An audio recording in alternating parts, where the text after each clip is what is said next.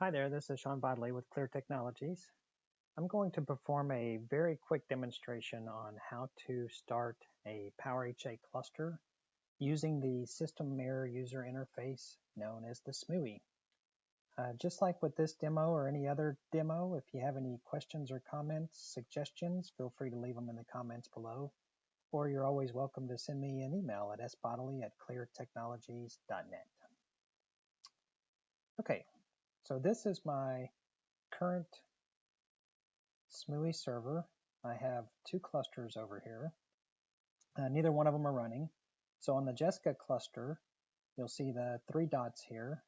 You can either start the entire cluster, which will start every node in the cluster and every resource group in the cluster based on how the configuration is set, or you can start individual nodes. So when I choose the node down here, node Jessica, I can tell it to start.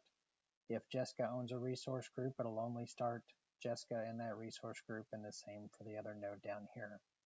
So for purposes of this demonstration, I'm going to tell it to start the entire cluster. I'm going to tell it to automatically manage the resource group, which is a standard default.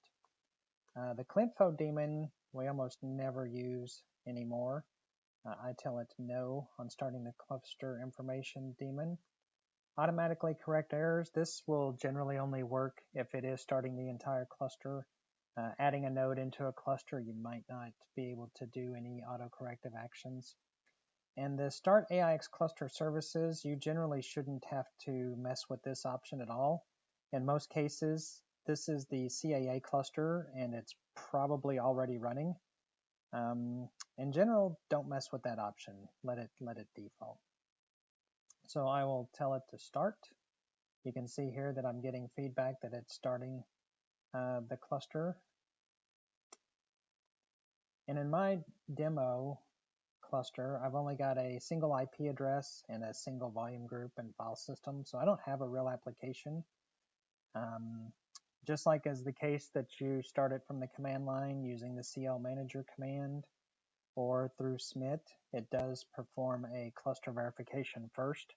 So that will take a handful of seconds before it'll actually start the cluster services. So you can see here that it has registered that it has started the cluster successfully on the first node.